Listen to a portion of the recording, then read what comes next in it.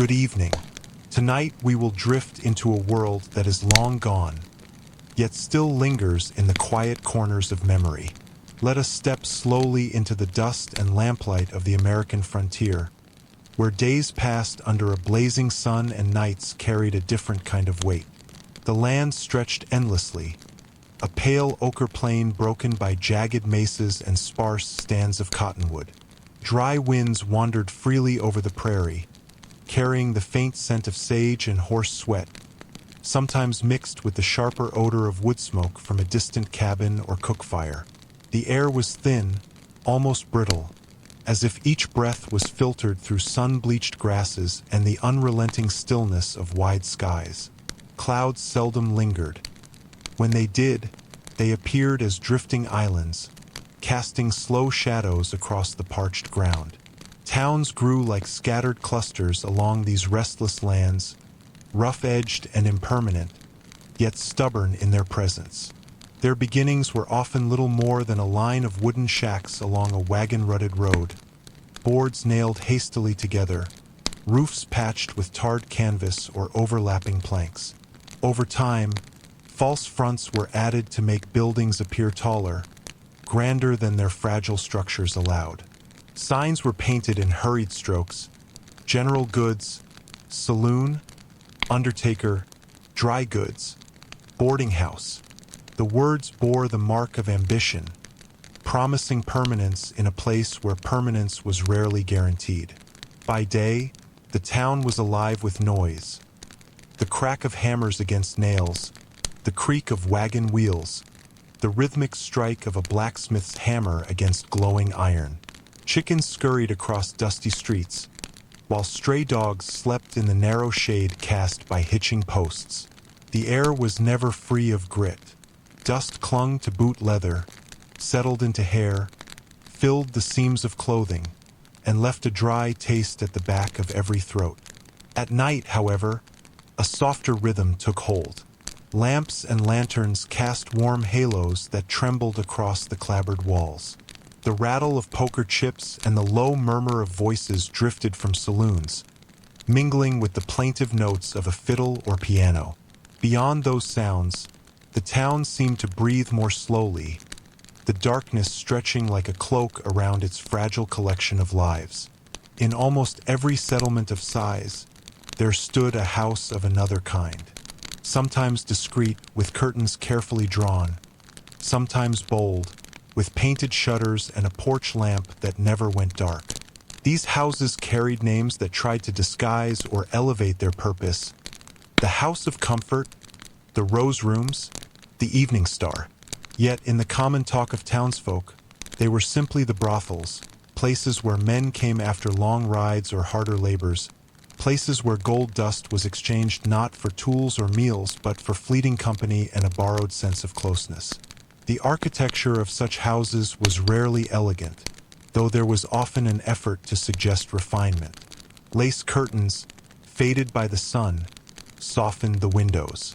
Carpets, worn but patterned, were laid upon wooden floors that creaked beneath every step. Oil lamps with colored glass chimneys provided a glow that tried to imitate the softness of candlelight. There was a smell that lingered inside, layered and inescapable: the heavy sweetness of perfume, the acrid tang of whiskey, the smoke of cheap cigars, and beneath it all, the faint but persistent odor of unwashed bodies and dust carried in from the street. Rooms were small, yet decorated with gestures toward comfort. A narrow iron bed, sometimes brass, stood against the wall, its mattress thin but softened by quilts stitched from worn fabric. Wash basins with cracked enamel sat upon stands, their water rarely cool and often shared. Mirrors hung where the light was strongest, their silver backing already spotted, reflecting blurred faces and half-shadows. It was a world arranged to suggest warmth, though in truth it often carried a chill that no quilt could ease. The women who lived within these walls bore the marks of their place as much as the town itself. Their clothing, chosen with care, was meant to catch the eye. Bright silks if coin allowed, cotton dyed in strong colors if it did not. Ribbons tied around the neck or wrist, lace at the sleeve, beads sewn into hair. Paint touched the lips and cheeks, though often it was little more than rouge mixed from chalk and berry juice. Boots with worn heels carried them across wooden floors that never quite ceased their creaking. Each garment, each detail, was a tool in a trade that relied not only on flesh but on the suggestion of allure. Morning was seldom kind in such places. Sunlight crept through the cracks and shutters, illuminating rooms still heavy with stale smoke and the remnants of last night's noise. A few women stirred early, their tasks not yet complete.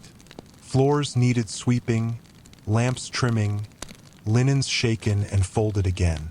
There were always errands to run. Water hauled, wood chopped or purchased, whiskey fetched in barrels from the saloon. The labor was not light, and it fell most often to the same hands that had been grasped by strangers only hours before.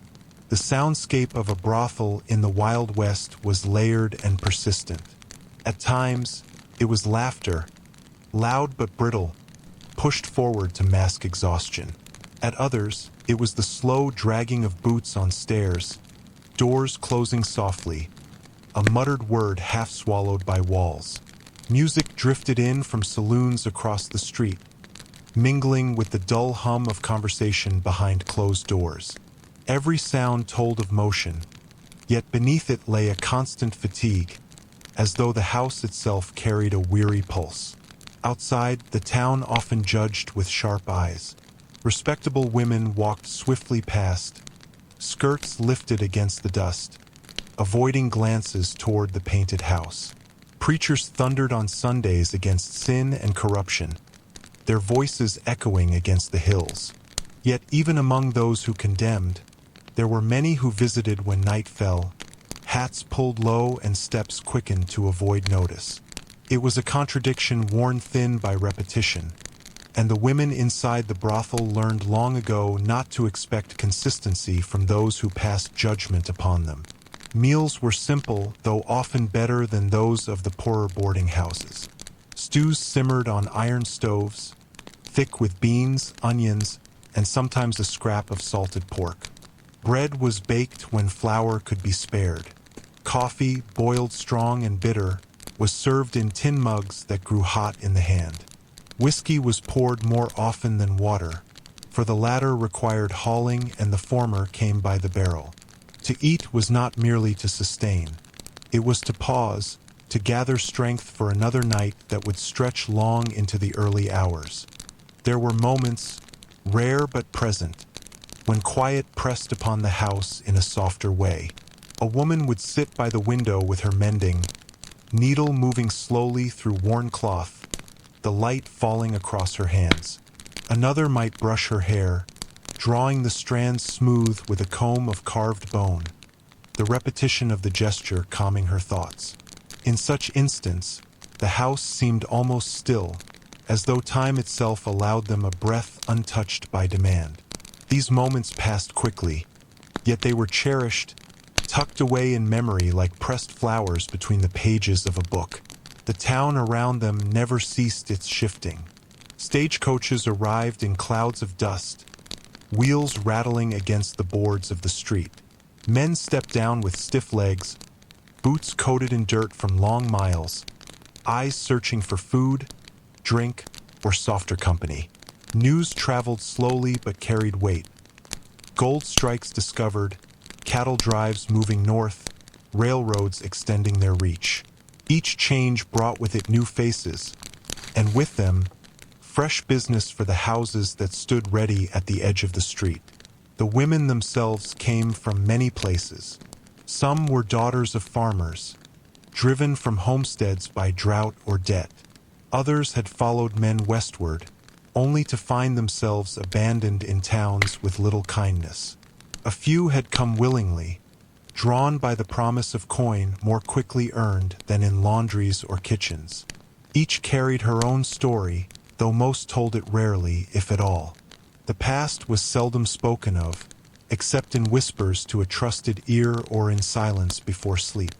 What mattered most was survival in the present, and the present was measured in coins, in faces, in nights that stretched endlessly alike. The climate shaped everything. Summers were dry and relentless, the air vibrating with heat that shimmered above rooftops. Women fanned themselves with scraps of card, sweat dampening their collars even in shaded rooms. Winters cut deep, winds howling across the plains, snow piling against doors, frost forming patterns upon window glass. In such times, the house became both refuge and trap, its rooms crowded with men seeking warmth, its occupants wrapped in shawls, cheeks red from the sting of cold. The rhythm of life bent to the climate, yet never paused entirely. Clothing was both shield and costume. Corsets laced tightly, sometimes too tightly for comfort, shaping bodies into forms that pleased the eye. Petticoats rustled, skirts swayed, stockings were drawn up carefully, boots fastened with tiny buttons. In quieter hours, garments were loosened, corsets unlaced, hair unpinned and falling heavy down backs. These transitions marked the shift from public performance to private fatigue, though privacy itself was scarce. The light within the brothel was carefully tended. By day, curtains filtered the sun, softening its harshness. By night, oil lamps were lit, their wicks trimmed low, casting a glow that smoothed features and deepened shadows. Mirrors reflected that glow, multiplying its effect, creating the illusion of warmth and elegance. Yet the smoke of cigars lingered, blurring the light, and the smell of tallow or kerosene clung to the air. Illusion was a fragile fabric, maintained with constant effort, yet it was all that shielded the house from the bare roughness outside. Time moved differently in such a place. Hours seemed to stretch long, each marked not by the clock but by the turning of keys, the sound of boots ascending or descending stairs, the creak of mattresses, the clink of coins upon a table. Days blurred into nights, nights into days, until seasons themselves seemed to pass almost unnoticed, except when the climate forced recognition. To live in a brothel was to live in a rhythm that seldom paused, where even rest carried the echo of demands soon to return. The street outside remained ever watchful. Horses tied at rails stamped their hooves, tails swishing against flies. Wagons rumbled past, wheels cutting deeper grooves into the dust. Children darted quickly by, their eyes wide though their parents pulled them along. The sheriff's star glinted in sunlight as he walked with slow steps, neither blind nor fully attentive to the house's comings and goings. Every detail, every motion, was part of the unceasing tapestry of frontier life, and the brothel was woven into that tapestry as firmly as any church or store. And so each day began much as the one before, marked by the slow gathering of light through shutters, the stirring of weary bodies, the first sounds of the town resuming its restless pace. Women moved through their routines, careful, measured, never hurried, for haste had little place in a life already stretched by weariness. The world outside changed swiftly, rail lines reaching farther, fortunes rising and collapsing. But within the painted walls of the brothel, the rhythm of survival remained constant, slow, and enduring. The day pressed onward with its slow and unyielding rhythm. Sunlight, filtered through the thin fabric of curtains, touched the worn edges of the room and crept over the narrow lines of furniture. A faint hum of flies lingered near the window, caught between the warmth of glass and the promise of air beyond. Inside, the house stirred as its inhabitants rose from restless sleep, their movements deliberate, each gesture shaped by repetition and necessity. Morning in the brothel was quieter than night, yet never silent. The creak of bed frames gave way to the sound of water being poured into enamel basins. Cloth rubbed against skin, the rhythm of washing brisk but economical, for cold water stung and lingered. The smell of soap, sharp and alkaline, mingled with the stale perfume of the night before.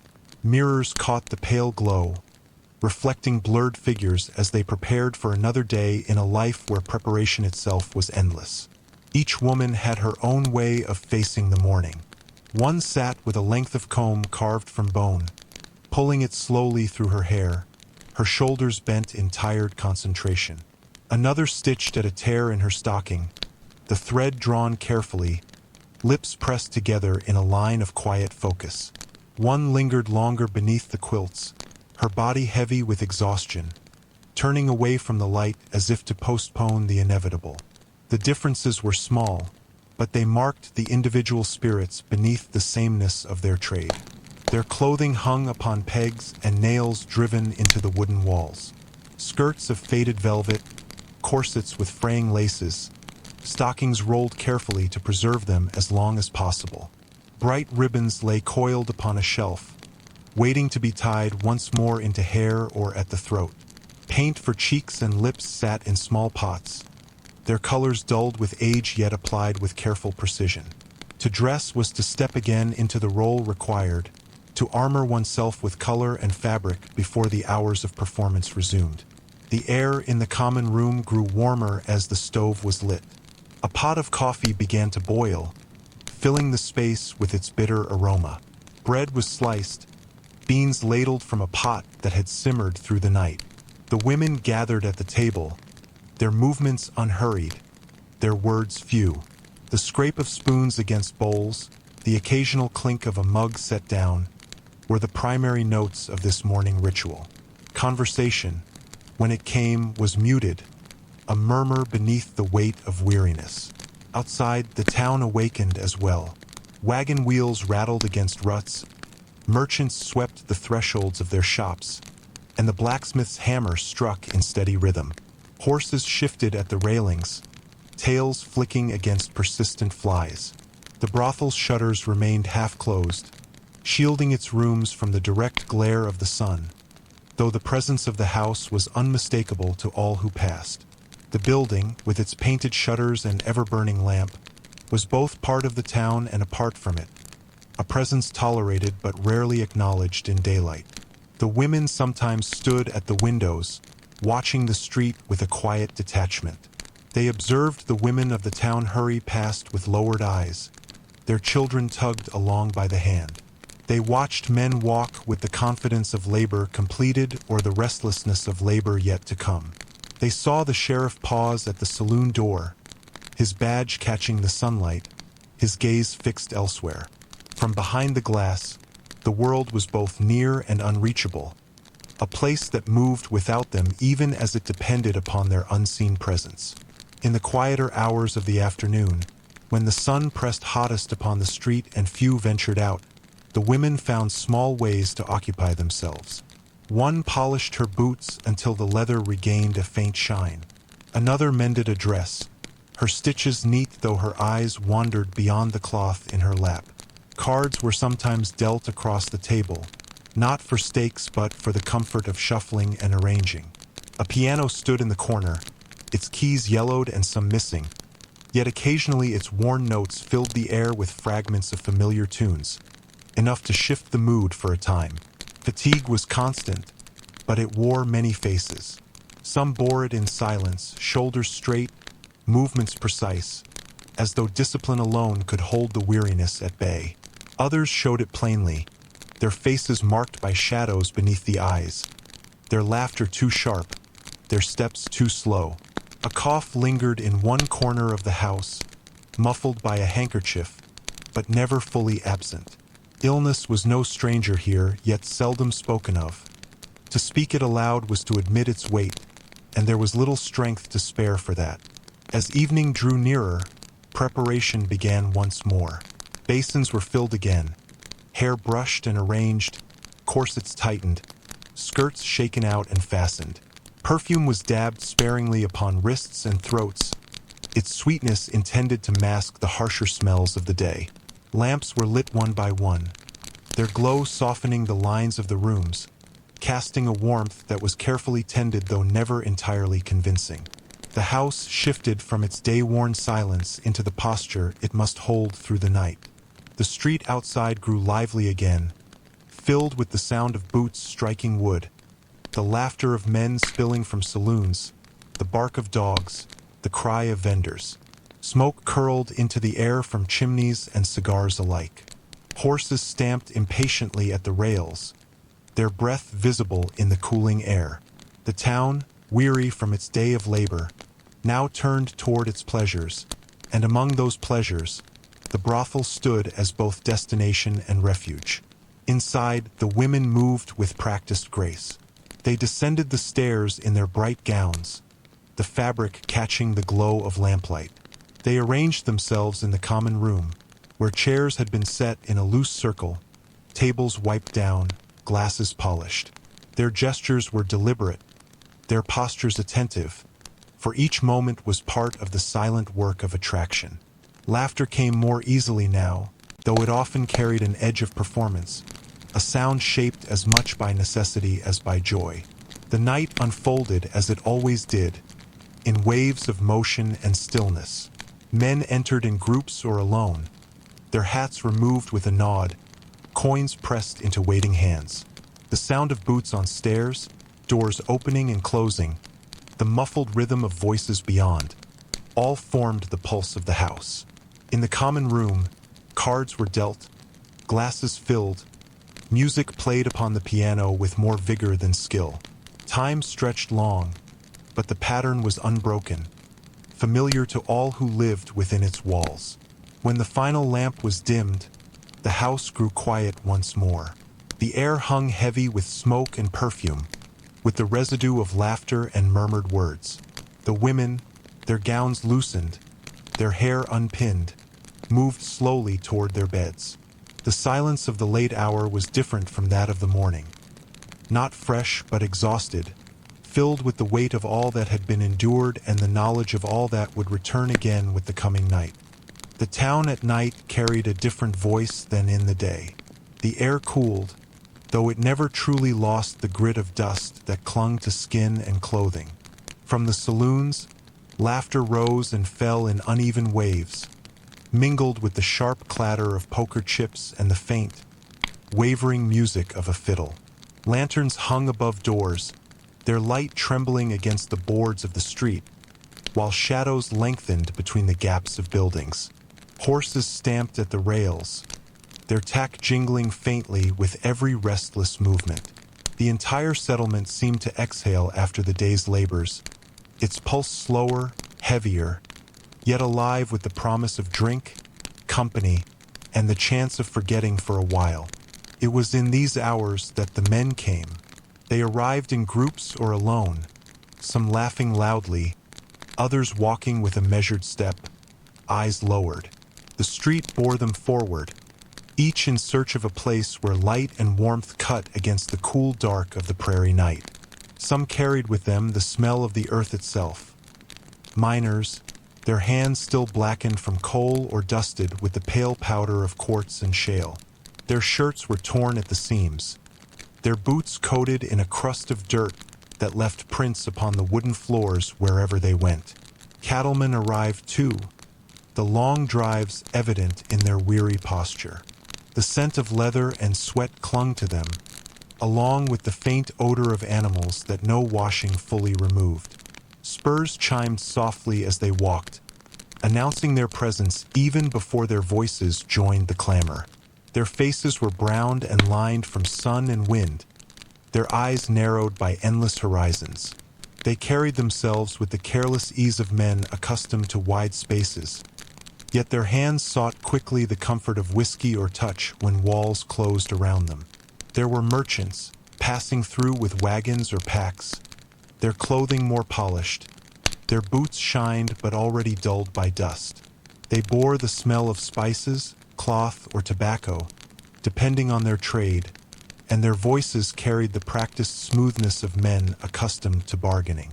They stepped with confidence, jingling coins in pockets to remind themselves and others of their means. Yet even in them, the same hunger showed, a restlessness that sought distraction in the lamplight rooms. Soldiers sometimes appeared, their uniforms faded, brass dulled by travel. They walked with straight backs, but their eyes betrayed fatigue, the weariness of long marches across unforgiving land. Their boots struck the boards in rhythm, and though they carried themselves with the air of discipline, they too sought release from the weight of duty. Their laughter, when it came, was sudden and sharp, carrying an edge that revealed more of strain than ease. The women of the brothel observed these comings with practiced detachment. From their seats in the common room, from behind lace curtains or at the landing of the stairs, they saw the same faces arrive again and again, mixed with new ones carried westward by fortune or chance. They learned to read much from a man's gait, the way he set his hat upon the table, the force with which he demanded his drink. They saw hunger in the eyes of some, loneliness in others, arrogance in more than a few. Rarely did these impressions last beyond the night, for each man blurred into the next until memory held only fragments. An accent, a scar, the sound of boots dragging up the stair. To the men, the brothel was a place apart, a haven from the rawness of the frontier. They entered with the dust of the trail still clinging to their skin, with the ache of labor in their muscles, and sought to shed it all in the space of a night. Coins changed hands with the sound of finality, each clink upon the table a bargain struck without words. Whiskey followed, its harshness burning away the dryness of the throat, loosening laughter, and lending ease to voices grown hoarse. Cards were shuffled, games begun. Music coaxed from the piano with uneven skill. The air thickened with smoke as cigars and pipes were lit. Shadows deepened in the corners of the room, though the lamps burned steadily. The soundscape grew layered, boots striking the floor in time to fiddle music, the scrape of chairs, the sharp ring of glass upon wood, the burst of laughter that broke suddenly and fell away. Beneath it all, the steady undercurrent of the women's movements, their voices soft, gestures measured, their presence shaping the rhythm of the night more than the men realized. For the women, these nights were both endless and fleeting. Each face might fade into another, each gesture repeated countless times, yet the hours themselves stretched long. They felt the weight of men's hands, the sharpness of breath, the stale tang of whiskey mixed with sweat. They endured words spoken roughly, others slurred in half-consciousness, some too tender, as though the men forgot for a moment the walls that enclosed them. To each, they offered the semblance of attention, their own thoughts shielded behind lowered lashes and measured smiles. The men themselves seldom considered the women beyond the night. They spoke little of them in daylight, or if they did, it was with crude laughter, their words stripped of intimacy. Yet within the rooms, when doors were closed and lamps trimmed low, many revealed more than they intended. A cattleman spoke in half-dream of his mother's kitchen far away, the smell of cornbread and smoke still lingering in memory. A miner whispered of a claim he feared was failing, the dust of his labor caught in his lungs. A merchant admitted the emptiness of his journeys, the roads stretching endless, no home awaiting. These confessions were scattered, unguarded, and though the women listened, they seldom answered. They bore these words as they bore the weight of touch, silently, without promise, fading with the dawn. The brothel itself held these echoes. Its walls absorbed laughter, anger, sorrow, leaving behind a residue that lingered in the air. The wooden stairs carried the rhythm of countless steps, each rise and fall alike, yet together forming a history written in creaks and groans. The beds bore the imprint of bodies, pressed deep into their mattresses, the fabric worn thin. Mirrors reflected countless faces, none of them lasting, yet all leaving behind the faint suggestion of presence. At times, the men stayed after their coin was spent, lingering in the common room, slumped in chairs, their voices low. Cards were dealt with slower hands, drinks sipped rather than swallowed. Some fell asleep where they sat, their hats pulled over their eyes, their snores mingling with the dying notes of the piano. The women moved quietly around them, gathering glasses, extinguishing lamps one by one, guiding the weary toward the door. The night ebbed gradually, like a tide receding, leaving behind only silence and smoke. When the last man departed, when boots no longer struck the boards and voices no longer filled the air, the women remained. They loosened the laces of their dresses, unpinned their hair, washed the paint from their faces. Their laughter, when it came, was softer, less forced, shared among themselves in brief moments of relief. They counted coins, stacked neatly upon the table, the measure of their endurance. Then they returned to their rooms, to narrow beds and thin quilts, to rest until the cycle began again. The town outside grew still in those hours before dawn. The lamps burned low in saloons, shutters drawn against the chill. Dogs slept curled against doorways, their ears twitching in dreams. A faint wind stirred the dust along the empty street, carrying the smell of smoke and manure. Above, the sky deepened, the stars sharp against its darkness. Within the brothel, too, stillness settled at last, heavy and complete, until the first light of day began once more to filter through the cracks of shutters, pulling the women toward another round of weary preparation. Dawn crept slowly across the prairie, a pale ribbon of light spreading along the horizon, softening the darkness that had lingered through the night. The town still slept, its streets empty save for the faint stirrings of animals in their pens and the quiet whicker of horses tied along the railings. The air carried a chill, sharpened by the memory of night winds, yet softened by the promise of another day. Within the brothel, silence lingered longer than outside. The lamps had long since burned down, their chimneys clouded with soot. Smoke from the night cigars still hung faintly in the rooms, mingled with the sweet heaviness of perfume that clung to curtains and fabric. Doors stood closed along the hallway, behind which women lay sprawled across narrow beds, their breathing slow, their bodies slack with exhaustion. The echo of laughter, the thrum of boots on the stairs, the sharp sound of coins upon a table, all had faded, leaving the house hollow and weary. It was in these early hours that loneliness pressed most sharply, though it did so in silence rather than noise. A woman might lie awake, her eyes tracing the cracks in the ceiling above her bed, listening to the faint creaks of the building as it settled. The sound of another woman's cough drifted through the wall, muffled but persistent, a reminder of weakness that no one spoke of aloud. Somewhere in the distance, a rooster crowed, its call sharp and unheeded, for the women of this house seldom rose with the sun. Yet not all remained in bed. One stirred early, unable to find rest even when sleep was offered. She wrapped a shawl around her shoulders and descended the stairs slowly, the boards groaning beneath her feet. In the common room, she lit a single lamp, its glow faint against the encroaching light of dawn. She sat at the table, her hands folded loosely, her gaze wandering toward the window where pale light crept between the shutters. In these moments, she was alone, not just in body, but in thought, as if the silence of the house gave her leave to remember fragments of a life before this one.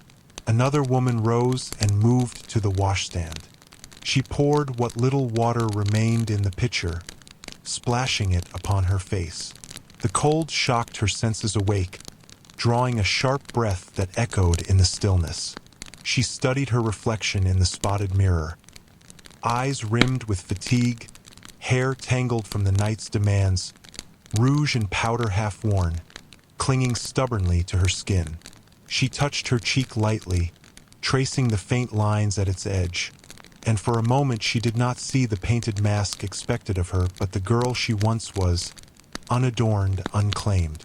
Each woman carried such moments privately, never shared, for to speak them aloud would have been to expose vulnerability in a house that survived by concealment. Loneliness was not always the absence of company. It was the absence of being seen beyond the role, beyond the painted lips and ready smile. Even when men filled the rooms, their voices loud, their hands demanding, the women remained solitary within themselves. Only in these hours of dawn, when the house lay still and no one demanded performance, could they confront the emptiness they carried. There were small rituals to guard against it. One kept a small box beneath her bed, filled with letters that had never been sent. Each bore lines written in a cramped hand, addressed to a family she would never return to. She read them in silence. The ink faded where her hand had lingered, then folded them away again, sealing them as though they might still hold power. Another kept a scrap of fabric, torn from a dress she had worn before she came west. The cloth was frayed and discolored, yet she pressed it between her palms as if to draw warmth from memory. Still another had a habit of pressing wildflowers between the pages of an old book, gathering them quietly during rare walks beyond the town, storing fragments of the prairie as a reminder that beauty could exist even here. The common room, stripped of its nighttime clamor, looked almost fragile in the pale morning. Chairs stood askew, their cushions flattened. Glasses remained unwashed, faint rings of liquor marking the tables. Ashes filled the trays, gray and lifeless. The piano stood silent, its keys chipped and waiting, a ghost of music lingering only in memory. The air was heavy, yet the quiet carried a strange gentleness, as though the house itself exhaled once the weight of men's presence had gone. Some women took these hours for small labors. They swept the floors, their brooms stirring up faint motes of dust that caught the morning light. They carried linens to the back, shaking them out, folding them again, the rhythm steady and soothing. They trimmed the wicks of lamps, wiped soot from the chimneys, poured the remaining oil with careful hands. These tasks gave order where little else did, anchoring the mind with motion and routine. The work was plain, but it belonged to them, unlike the performances of the night which were given away for coin. Others lingered with coffee, its bitter steam curling into the air. They sipped slowly, warming their hands against the tin mugs, letting the silence stretch around them. Conversation was scarce in these hours, but not unfriendly. A glance across the table, a faint smile, a nod of recognition. These gestures carried more weight than words. In loneliness, even the smallest acknowledgement became a tether. The town beyond the shutters stirred to life. Wagon wheels rattled faintly in the distance. Dogs barked at the stir of cattle. The sound of a hammer striking iron began once more at the blacksmith's, steady and unyielding. A shopkeeper called to an apprentice, his voice rising clear in the morning air. Yet within the brothel, time seemed slower, as though the house itself resisted waking. The women remained in the half-light, caught between exhaustion and the slow return to duty. Loneliness pressed deepest not in grand gestures but in small reminders. The absence of a letter in the post. The memory of a lullaby hummed once in childhood, now recalled in silence. The sight of a family passing in the street, children's laughter echoing. A sound the women listened to from behind shutters they dared not open. Each reminder cut quietly, leaving behind an ache that no perfume or laughter could soften. As the morning deepened, the house stirred with greater motion. Beds were stripped, water hauled, meals prepared. The women moved through these tasks with efficiency, their gestures practiced. Yet beneath the rhythm lay the same solitude, carried quietly, hidden beneath the routine. They seldom spoke of it, for what words could capture the vast emptiness of being surrounded by noise, yet unseen, unheard, within it? And so the day began again, as it always did, measured in small rituals, in silent endurance, in the fragments of memory each woman carried alone. The sun rose higher, spilling light across the street, and the house shifted slowly toward its cycle once more. Yet in those quiet hours of dawn, when loneliness pressed most sharply, the women found in themselves a fragile strength, a way of continuing even when there was little to hold on to but endurance itself. Illness moved quietly through the brothel, seldom named aloud, yet always present in the shadows. It came first as a cough, muffled into the crook of a sleeve, dismissed as dust in the throat. It appeared as a stiffness in the joints after long nights, a heaviness in the limbs that no amount of sleep relieved. Sometimes it showed itself in the pallor of skin, a faint tremor of the hands, or the way a woman lingered too long at the washstand, splashing water over her face as if to drive away a fatigue that clung deeper than flesh. The body bore the years in silence, but it recorded everything. The endless climbing of stairs, the weight of men leaning heavy against it, the strain of corsets laced too tightly, the sharpness of boots upon bare shins. Perfume and powder could cover only so much. Behind painted lips, teeth ached from neglect. Beneath bright gowns, bruises bloomed where hands had pressed too roughly. Even the strongest among them felt time settle upon their shoulders, unyielding and inescapable. Age came earlier here than in gentler lives. A woman might still be young in years, yet her body already carried the wear of a decade's labor. Lines crept around her eyes, not from laughter but from sleepless nights. Her skin, once smooth, grew dry from endless dust, her hair dulled from smoke and lamp oil. Some walked with a faint limp, the result of a fall on the stairs or an old injury never tended. Others carried the hollow look of those whose lungs had grown weak, their coughs sharper when the winter winds cut through the boards of the house. Still, they worked. To falter openly was to invite replacement, for there was always another woman, younger or less worn, arriving by wagon or train. The frontier devoured lives quickly, and the brothel was no exception. Each woman learned to mask her frailty. Rouge brightened pale cheeks, ribbons drew the eye away from tired eyes, laughter disguised shortness of breath. The house itself demanded the illusion of vigor, for men did not pay to see weakness. In the common room, where lamplight softened the edges of faces, age could be concealed for a time. Shadows played kindly across features, smoothing what daylight revealed too clearly.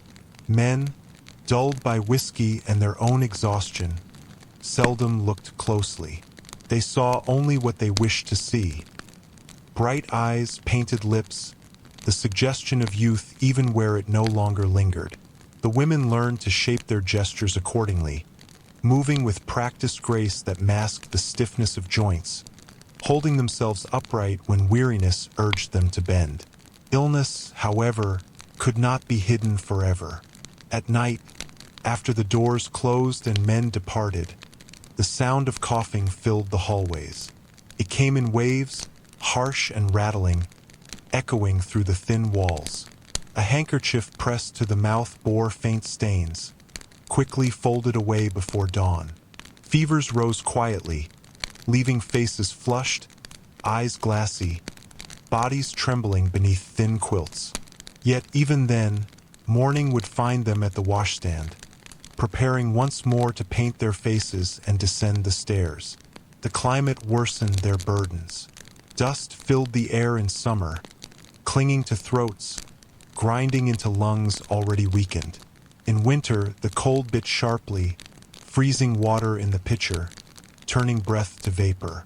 Drafts slipped through the boards, chilling rooms no matter how tightly curtains were drawn. Illness thrived in such conditions, spreading swiftly among those who lived close together, with little medicine to halt its course. Remedies were simple: hot water with whiskey, herbs steeped in chipped mugs, rest that never lasted long enough. Doctors came rarely, and when they did, their services were costly, their visits brief. The women seldom spoke of death, yet they lived close to it. Now and then, a bed stood empty, its sheets folded, its occupant gone without ceremony. Whispers passed quietly among them, of a woman who had slipped away in fever, of another who had left town only to vanish along the road, of one whose body was carried out at night to avoid the eyes of neighbors. These absences became part of the rhythm, accepted though never softened. Each loss lingered in the air like the scent of smoke after a lamp was extinguished. To endure was to adapt. Some learned to pace themselves, choosing when to show laughter and when to retreat into silence. Others leaned on small comforts, a shawl pulled close around aching shoulders, a few moments alone by the window where air was fresher, a piece of candy purchased from the general store to sweeten a dry mouth. Even these small acts carried meaning, for they were chosen freely, unlike so much else in their lives. A few, with years behind them, found other roles within the house. They no longer dressed in bright gowns or painted their lips each evening. Instead, they kept the books, tended the lamps, or oversaw the younger women.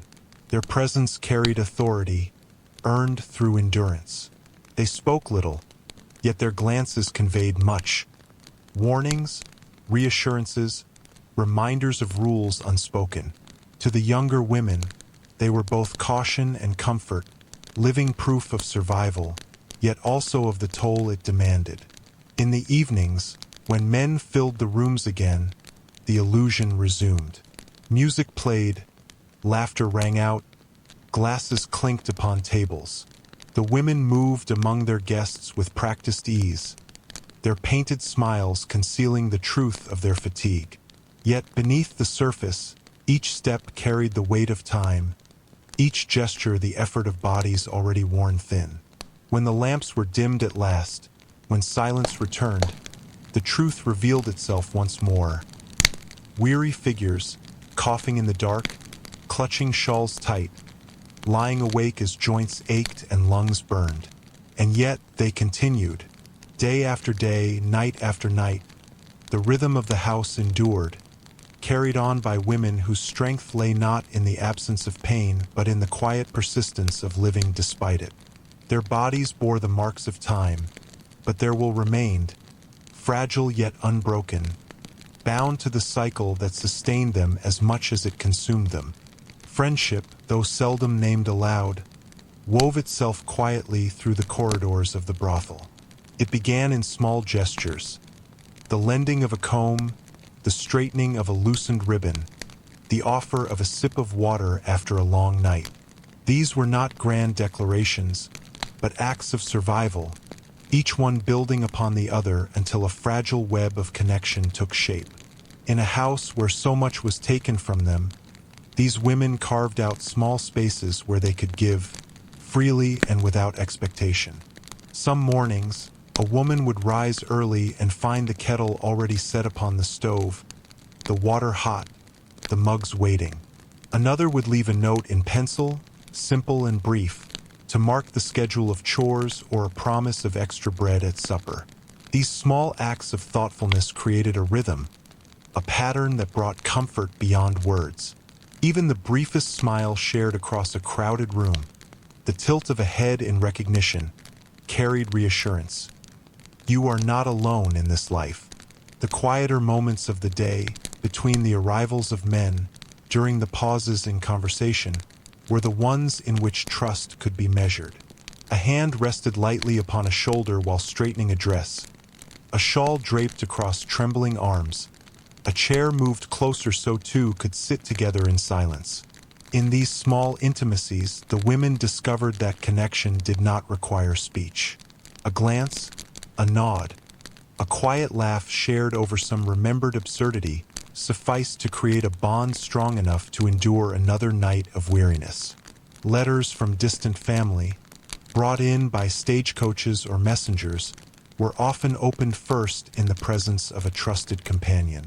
Some women read aloud, the words trembling on their lips, while the other listened, offering comfort or restraint. In these readings, they shared their hopes and fears, their longing for a life elsewhere, and the fragile acknowledgement that their present path was inescapable.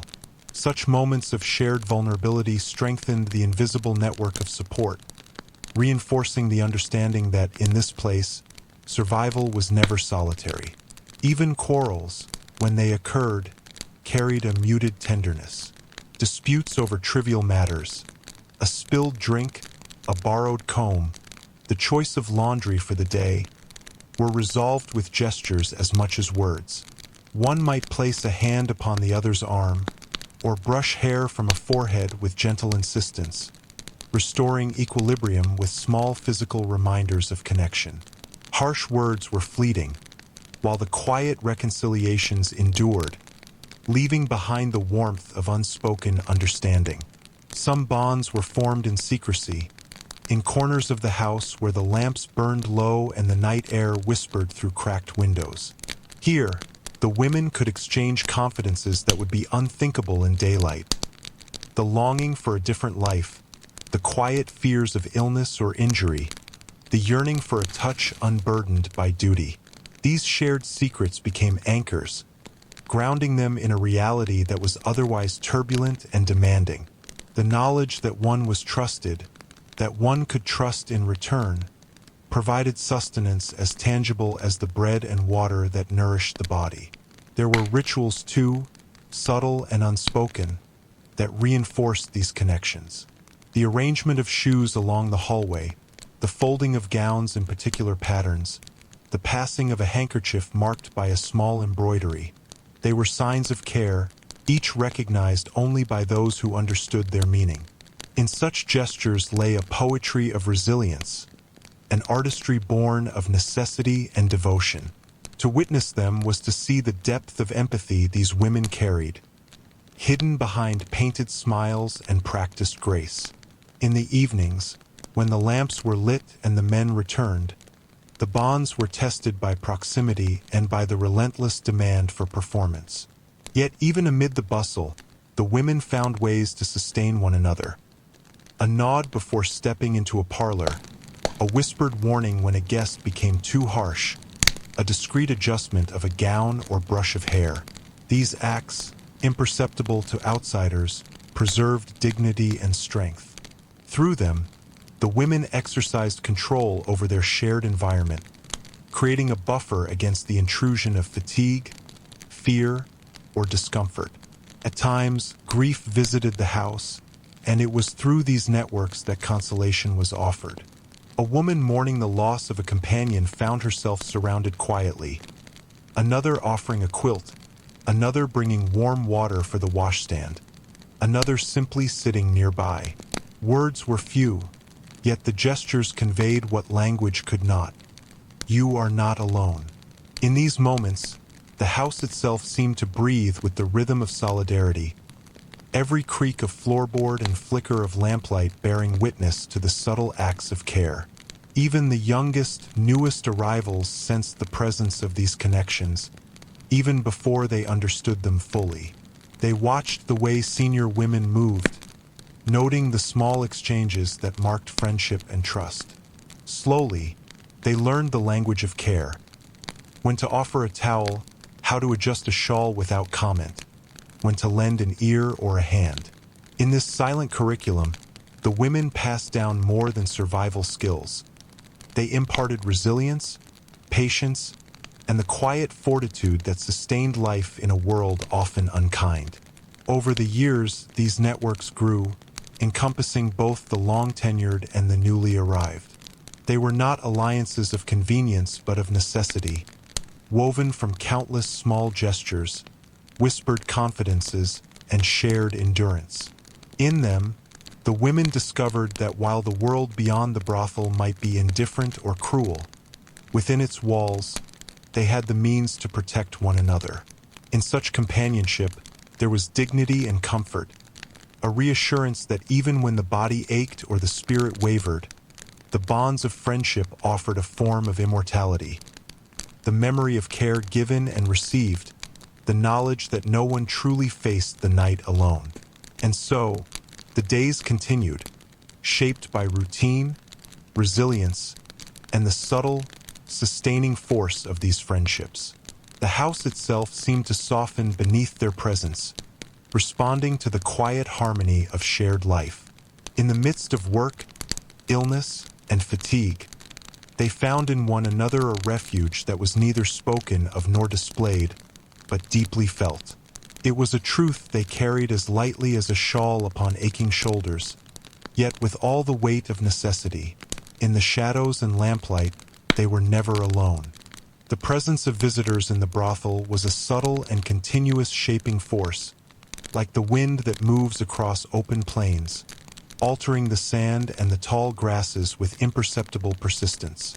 Each arrival brought with it a rhythm, a shift in the cadence of daily life that could not be ignored. Some men came with a steady regularity, their footsteps familiar upon the worn wooden floorboards, their laughter or muttered words a predictable accompaniment to the day's unfolding.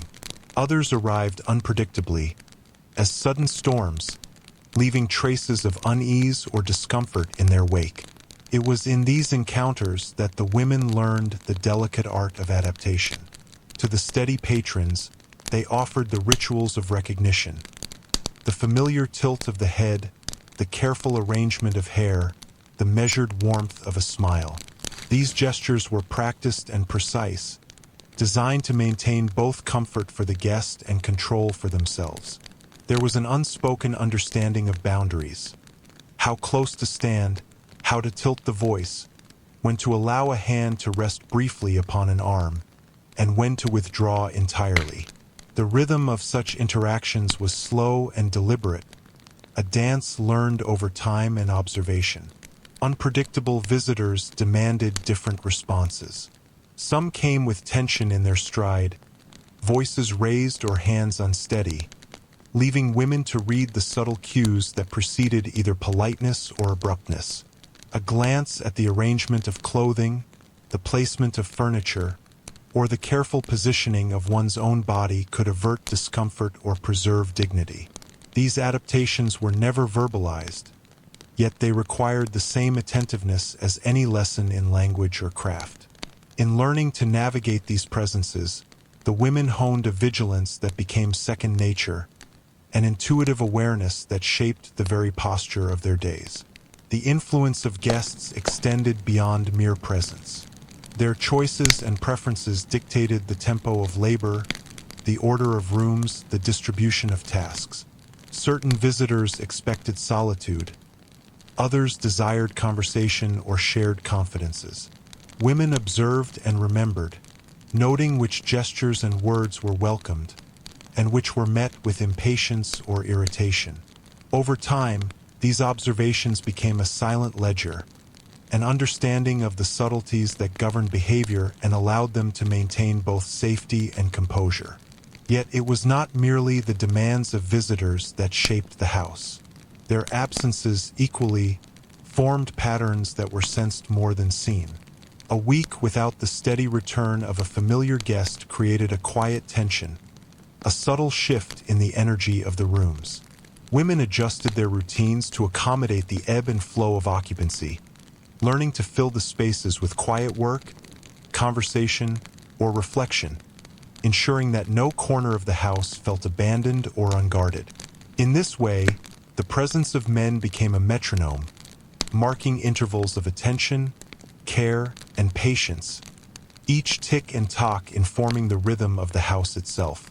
Among the women, stories circulated of the different temperaments encountered, passed quietly from one to another. These were neither gossip nor judgment, but guides to anticipation. A man who preferred soft laughter over conversation, one who fidgeted and needed reassurance, another who demanded silence and strict courtesy. By sharing such observations, the women created a collective memory, a mapping of behavior that allowed each to navigate the day with more ease.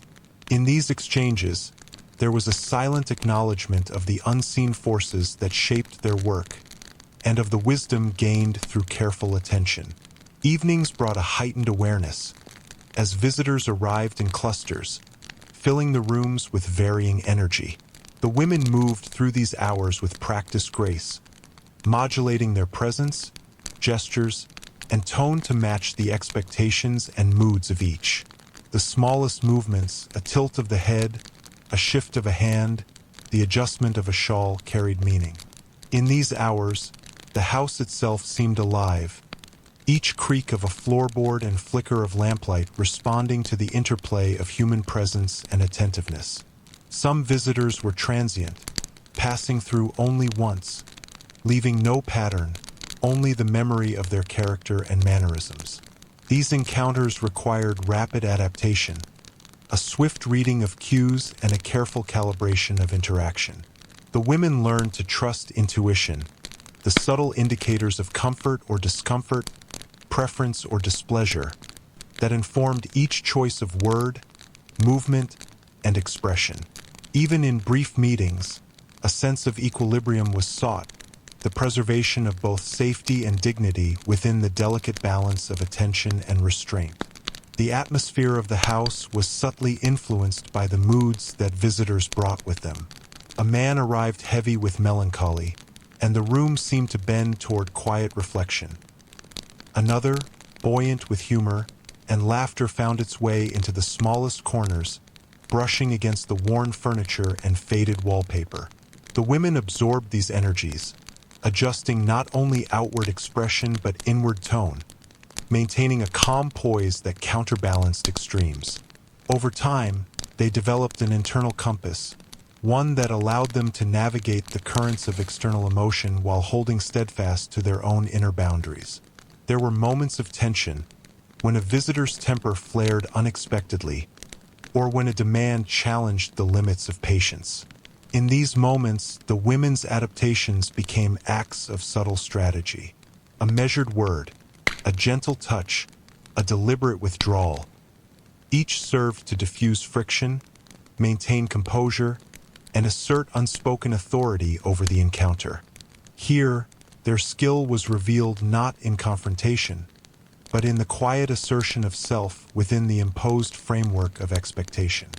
Occasionally, a visitor would recognize the skill, offering a nod or a word of acknowledgement, a fleeting understanding of the effort required to balance grace, endurance, and empathy. Such recognition was rare, yet it carried weight, a small affirmation of the invisible labor embedded in every interaction. More often, however, the women found their satisfaction in their own mastery, the subtle awareness that they had navigated the complexities of human behavior with dignity intact. These patterns extended beyond individual encounters to influence communal routines. Meal preparation, cleaning, and the arrangement of rooms all adjusted in response to the anticipated needs and habits of the day's visitors. The house operated as a living system, each woman contributing to its rhythm through observation, memory, and careful judgment. Through these shared attentions, a quiet cohesion emerged, linking the women in a network of cooperation that balanced individual autonomy with collective necessity. In this way, the visitors shaped the life of the brothel not merely through presence, but through the constant negotiation of behavior, preference, and expectation. The women, in turn, responded with skill, patience, and subtle creativity, establishing a balance that preserved both their well-being and the dignity of their work. The house, though constrained by circumstance, became a space of order and rhythm, its atmosphere a testament to the adaptability, resilience, and insight of those who lived within it. Even as the days and nights repeated their patterns, each visitor brought nuance, a slight variation that required attention and recalibration. This perpetual attentiveness, far from weariness, became a quiet strength, an exercise in perception and empathy that shaped the women as much as the work itself. The subtle mastery of reading presence, interpreting mood, and preserving composure was an artistry, one woven into the very fabric of daily life and passed silently from one woman to another. And so, the brothel continued, a place in which the rhythm of human interaction dictated the pace, and the women learned to shape and respond to it with care and skill. Each arrival, each absence, each shift in mood or expectation contributed to a living pattern, a tapestry of presence and attention that bound the house together. Within its walls, the women cultivated an understanding of human behavior, of the delicate balance between giving and protecting, of the necessity of observation, and the quiet triumph of navigating complexity with grace. The hours beyond the reach of visitors held a different rhythm, one marked by quieter sounds and softer light. After the final footsteps echoed down the hallway and the door closed behind the last departing man, the brothel took on a muted calm, as though exhaling the tension that had filled its rooms throughout the day. Within this stillness, the women found space for themselves, for moments of reflection that were both private and fragile, tucked between the shadows and the dim glow of lanterns.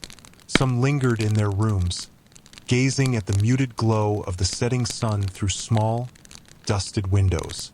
The light fell gently upon worn floorboards and threadbare rugs, highlighting the imperfections of the walls, the faint traces of past efforts to make the place homely. They ran fingers along the edges of furniture, smoothing surfaces that bore the memory of hurried days, of cups and plates shifted in endless routine. In these acts, however small, there was a quiet assertion of presence, a reminder that the space was not only shaped by visitors but also by those who lived within it. Meals taken in solitude were slow, deliberate affairs, bread broken and butter spread with care, tea poured and inhaled for warmth and comfort. The women spoke softly to themselves or not at all, letting the silence settle around them, each sound. A spoon against a bowl, the flick of a cloth across a table, resonating with a gentle steadiness. Some wrote, though rarely in formal journals, scratching notes or thoughts on scraps of paper, tracing memories, hopes, or fleeting reflections of the day. Others stitched or mended clothing, the repetition of needle and thread offering rhythm and solace. These tasks, mundane in appearance, carried within them a sense of quiet reclaiming, a reclamation of the self that existed beyond the measured performances demanded by visitors. Conversations between the women often took on a different tenor after the house had emptied. Voices lowered, words chosen with care, revealing layers of thought seldom shared in the presence of guests. They spoke of distant memories, of family left behind in towns or homesteads far away, of small joys once known and quietly mourned. They confided fears that could not be admitted during the day, of illness, of aging, of a world beyond the walls that seemed at once vast and unreachable. In sharing these intimacies, a subtle bond was formed, a mutual understanding that transcended the transactions of the day. Evenings were also a time for dreaming, for imagining possibilities beyond the immediate confines of work. Some allowed themselves to trace the outlines of lives not lived, the walk through a distant meadow, the taste of a meal shared with a family, the feel of rain on bare skin in a town untouched by hardship. These moments were fleeting, fragile as the candlelight that flickered and threatened to die. Yet they offered sustenance, a sense of continuity beyond the ephemeral demands of the house. Within the quiet, each woman carried a secret landscape of memory and desire, a repository of small joys and regrets, moments of tenderness remembered or anticipated. Sleep itself became a refuge, a surrender to the body after the attentiveness of the day. Blankets and sheets, worn but clean, enveloped tired limbs, and the quiet hum of the night carried with it both safety and reflection. Dreams often wandered through familiar rooms and streets, blending memory with imagined escapes, recalling faces both cherished and feared. In this liminal space, between wakefulness and slumber, the mind wandered freely, free from expectation, free from performance, until the body claimed rest in its own rhythm. Some women found solace in the natural world glimpsed through windows or courtyards. The whisper of wind through trees, the distant sound of horses' hooves on cobblestone streets, the faint rustle of leaves, all served as reminders that life extended beyond the walls of the brothel. Small rituals emerged, A morning stretch upon the cool floor, a brief walk into the yard to breathe air scented with grass and dust, the observation of clouds drifting across a wide sky. Each act, however simple, reinforced a sense of self and continuity, grounding them amid the fluctuations of their working hours. Letters received from distant friends or family were cherished, read and reread with a careful tenderness. The words were often plain, yet they carried weight, anchoring the women to a broader life, a world of ties not dependent on transactions or performance. In these letters, they discovered reminders of love, obligation, and belonging, elements of life that the house could not provide, yet that remained essential to the women's sense of identity. Reading them aloud softly, sometimes to no one but themselves, the women allowed the words to mingle with the quiet of the rooms, a bridge between inner world and outer existence. Evenings also permitted exploration of personal appearance beyond the constraints of visitor expectation. Hair was washed and arranged in styles for comfort rather than display. Skin was cared for with lotions or oils, scents lingering only for themselves. Some examined their reflection, noting changes, marking the passage of time, or simply enjoying the quiet observation of a face rarely scrutinized beyond what others demanded. These moments, private and unhurried, were acts of self-recognition, affirmations of existence beyond the gaze of the house's patrons. The mind, too, found room for quiet cultivation. Reading, when possible, became a portal to other times and places. A worn page offering story and wisdom, a guide to thought and feeling beyond immediate circumstance. For those who could not read, memory and oral storytelling filled the space. Recitation of remembered tales, poetry, or simple observations from life outside, shared among themselves in hushed tones. Knowledge and imagination became small treasures, sustaining the inner life, providing subtle nourishment that contrasted with the physical demands of their work. Some women devoted time to quiet physical practices, strengthening the body or soothing it after the strains of the day. Exercises were simple yet deliberate, often performed in the dim light of a lamp or the faint glow of the moon. Stretches, careful walking, or brief dances in empty rooms became acts of both care and freedom, movements unobserved, unjudged, serving only the individual and her sense of being. These moments reminded them that the body, though used for work, was still their own, deserving of attention and respect. Even within moments of solitude, thoughts of visitors lingered, yet they were reframed in quieter ways. The impressions left by men, their habits, moods, and small gestures, were transformed into reflections on human character, on endurance and adaptation. Memories of interactions were often considered with a soft curiosity, noting how the women had managed discomfort or guided moods, appreciating their own ingenuity and patience. This contemplation, gentle and inward, reinforced the subtle mastery of their craft, a recognition that skill extended beyond physical work into observation, empathy, and strategy. Night deepened, and the house seemed to settle into a slower pulse. The soft creak of timbers, the faint whisper of wind through cracks in walls, the distant clatter of animals in the streets, all composed a lullaby for those within. The women, lying beneath blankets, listening to the hushed rhythm of life beyond, found themselves gradually merging with the stillness, their breathing aligning with the quiet cadence of the night. In this surrender, there was relief, a delicate return of energy, and an affirmation of the continuity of being. Some nights were occupied with secret longings, moments of imagination that ventured into dreams of travel, escape, or connection. They traced in thought the streets of distant towns, imagined friendships or family gatherings, and entertained the hope of places unmarked by the routines of the house.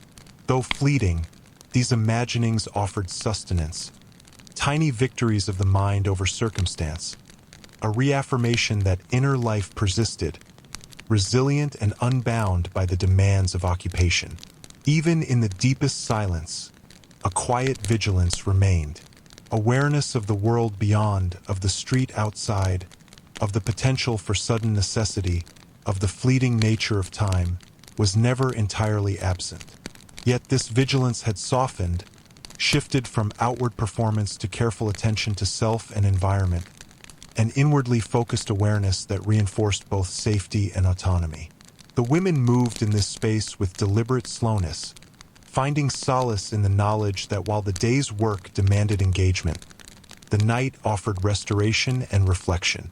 And so, the evenings unfolded as a sanctuary of the mind and body, a time when the women could inhabit their own thoughts, cultivate small joys, and tend to their needs with care. Within these hours, they nurtured resilience, sustained memory, and preserved the essence of self, allowing the complexities of the day to dissolve into the calm of the night. The brothel, once a place of transactions and attentiveness, became a vessel of quiet recovery, a place where lives persisted beyond demand, and where the inner worlds of its women could breathe freely, even if only for a brief span. Soft light filtered through curtains, falling across faces still edged with traces of sleep. Movements were slow, careful, each step along worn floorboards deliberate, as though the rhythm of the house itself had softened overnight. In the quiet hours, gestures carried weight. A hand lightly touching another's arm while passing through the hallway, a shared glance over a steaming cup of tea, the gentle exchange of folded laundry. Words were few, yet understanding flowed through these unspoken communications, binding the women together in a subtle, resilient thread. Breakfast unfolded in the small kitchen, steam rising from pots and cups, mingling with the faint scent of herbs and bread. Conversation was measured, a gentle weaving of memory and advice. Hints of concern for one another were tucked between practical remarks about chores or the coming hours. Some spoke quietly of ailments or discomforts, others of minor victories from the day before, successes small in nature but significant in the shared life of the house. Through these exchanges, bonds were strengthened, and an unspoken agreement prevailed. Each would look out for the other, guarding dignity in ways visible only to those who shared the same walls. Hands moved over surfaces in a quiet rhythm, cleaning, arranging, preparing for the inevitable arrival of visitors. Yet even in these simple motions, care for one another was evident. A towel placed within easy reach, a whispered suggestion about seating arrangements, a discreet adjustment of a shawl. All these actions signaled attentiveness that went beyond practicality. They were expressions of awareness, empathy, and protection, woven into daily routines as naturally as the soft light falling across the floor. Stories shared in hushed tones carried both caution and comfort. Memories of towns visited, of families left behind, of moments of kindness or cruelty experienced in the presence of men were recounted slowly, carefully, each detail chosen to impart both knowledge and reassurance. Advice was offered without judgment. How to navigate difficult encounters, how to maintain composure, how to protect oneself while fulfilling the demands of work. In these shared confidences, wisdom accumulated quietly, forming a body of knowledge passed among women who understood the intricacies of survival in a world often indifferent to their well-being. Laughter, soft and restrained, occasionally punctuated the routine. A shared joke about a clumsy visitor, a remembered incident from the evening before, or the playful mimicry of a habitual gesture all served to lighten the weight of expectation. Though brief, these moments of levity were significant. They reminded the women of their agency, their capacity to reclaim small pleasures, and the strength inherent in companionship. Bonds deepened in these intervals of shared amusement, subtle but firm, affirming that no one endured the house alone. Preparation for the day's visitors was deliberate, a careful choreography refined over years. yet it was infused with mutual assistance and respect. Hair smoothed, garments adjusted, subtle advice offered on posture or gesture. Each act carried a dual purpose, meeting the demands of the house while nurturing one another's confidence. The women watched for signs of fatigue or tension in each other, offering gentle reassurance, a brief hand on a shoulder, a whispered suggestion to rest when possible. In this, solidarity was tangible, an invisible scaffolding that sustained them through the hours ahead. Moments of pause, though rare, were cherished. A shared cup of tea in a corner, a few minutes of quiet reflection at a window, a brief walk into a small courtyard to breathe air scented with dust and grass. These interludes became spaces of quiet connection. Conversations flowed naturally, ranging from reminiscences to reflections on ambition, from practical strategies to subtle encouragements of courage. Each word, each gesture, reinforced the sense that within the structure of work, the women maintained a realm of autonomy and care, where one could rely on another for protection, advice, and companionship. Secrets were held with careful discretion. Confidence entrusted from one to another formed an unspoken covenant, binding the women beyond the visible routines of the house. The knowledge of past experiences, of vulnerabilities and hopes, was exchanged with the understanding that trust was both rare and precious. In these small, sacred exchanges, resilience was nurtured, and an intricate web of mutual dependence was woven, a network strong enough to buffer the hardships of their daily lives. Even in the presence of visitors, glances and subtle signals communicated reassurance. A hand brushing lightly against another's arm, a shared nod in the midst of a room, a quiet adjustment of seating or positioning. These minor interventions reinforced the sense of protection and solidarity. The women moved as though attuned to one another's needs, reading shifts in mood and tension with practiced sensitivity. Each act, however small, became a thread in a web of care, an ongoing testament to the bonds quietly maintained in a demanding environment. As evening approached, the weight of the day gradually lifted, leaving a slower pulse and softer air. Tasks were concluded, garments replaced, rooms tidied, and conversations turned inward, reflecting on the hours just past.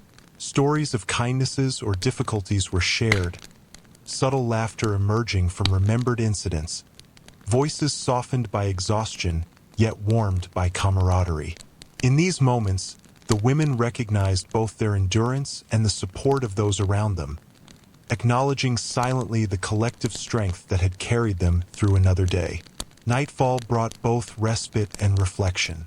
Candles flickered against walls, casting shadows that danced with the movements of women tending to final chores or quietly engaging in conversation.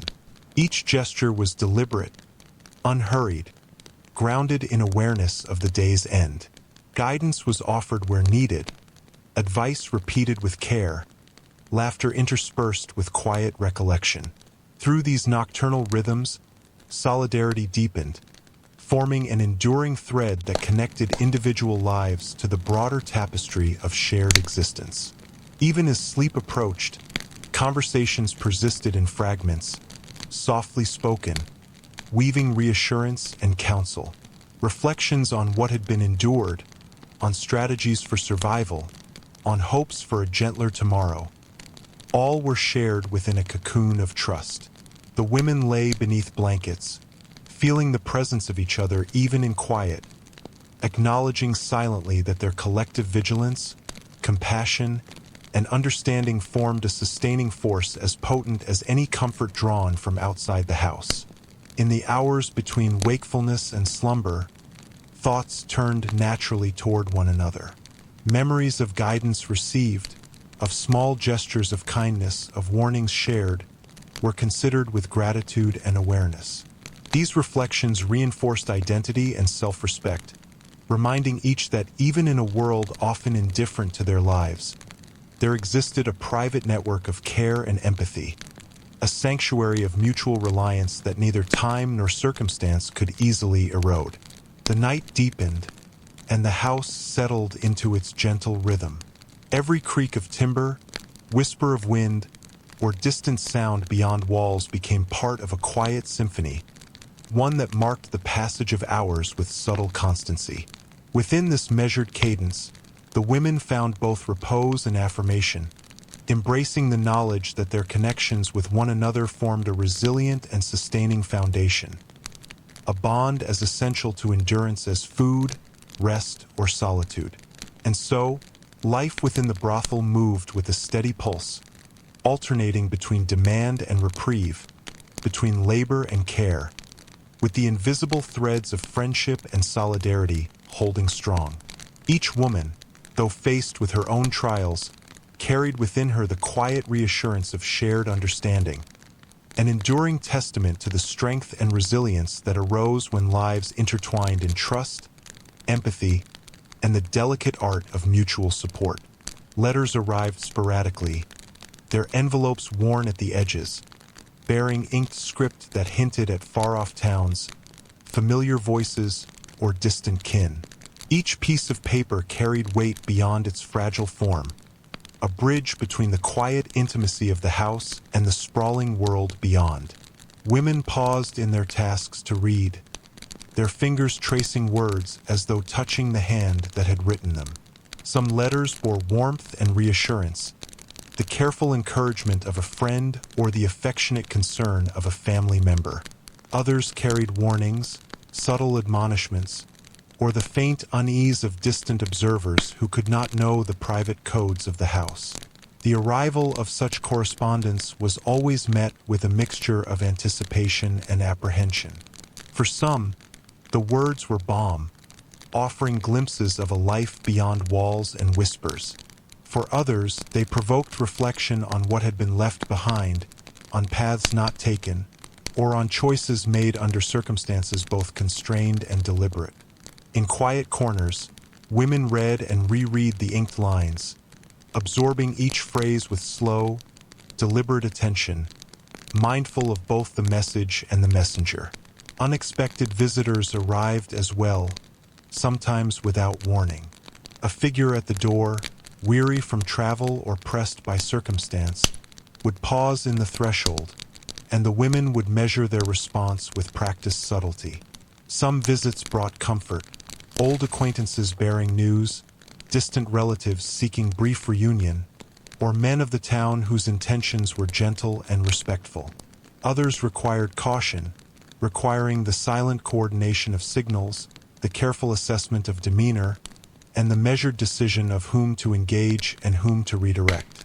Through it all, the rhythm of the house continued, its pulse steady, a sanctuary where the known world of companionship balanced against the unpredictable flow beyond the doors.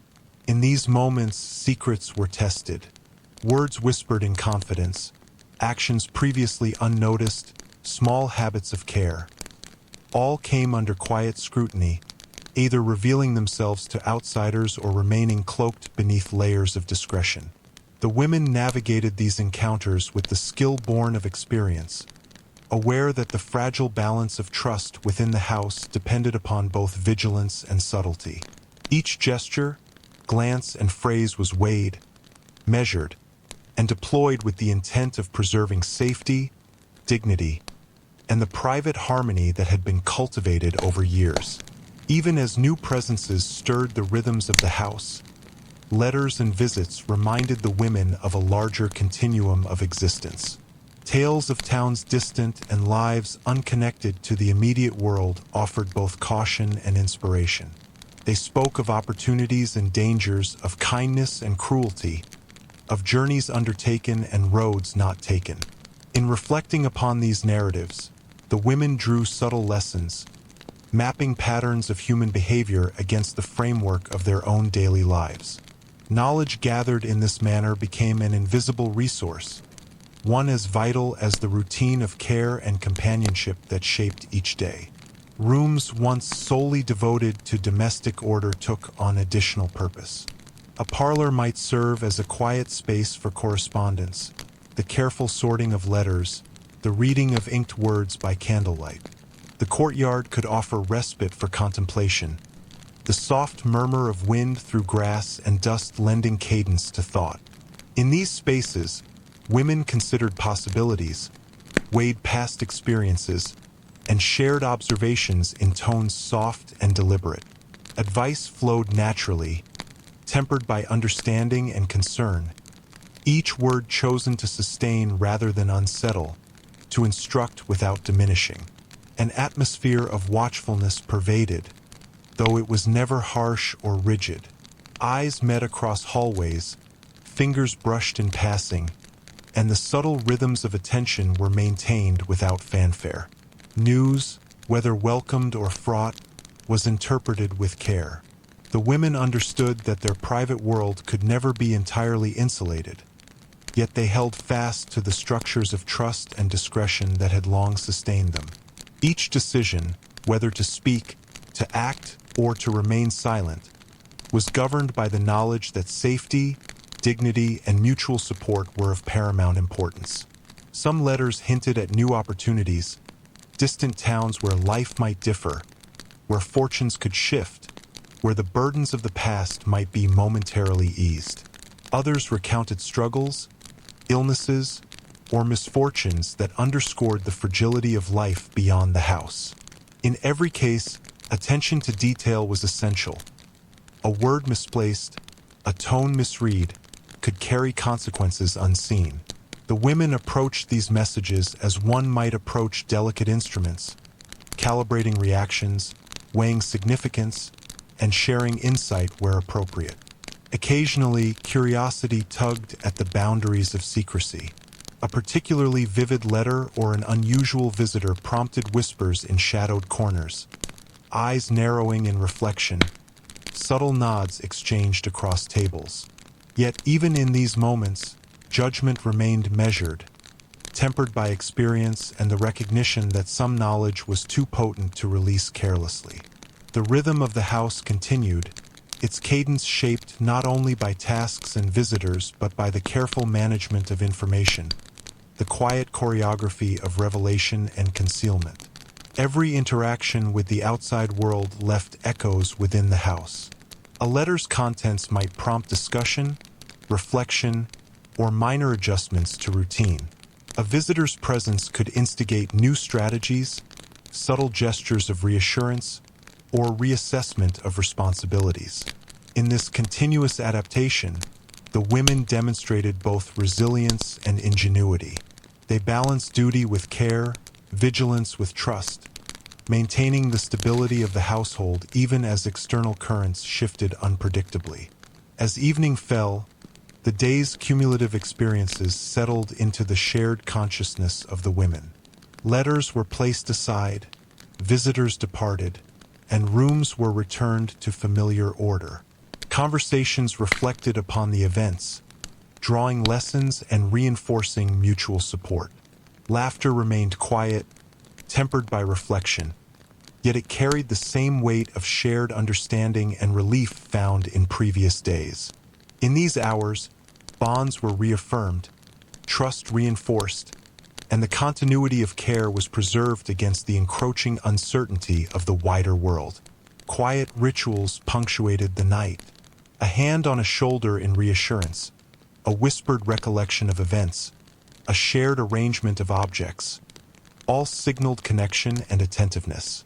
Even as slumber approached, awareness of one another remained, each woman attuned to the subtle cues of those around her.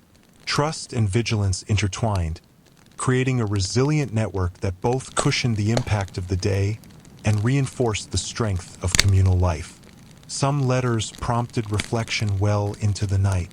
Faces, illuminated by flickering candlelight, bore expressions of thoughtfulness or quiet concern. Words were read and reread, their implications pondered, their counsel weighed. Stories carried beyond the page, into memory and action, guiding choices both small and significant.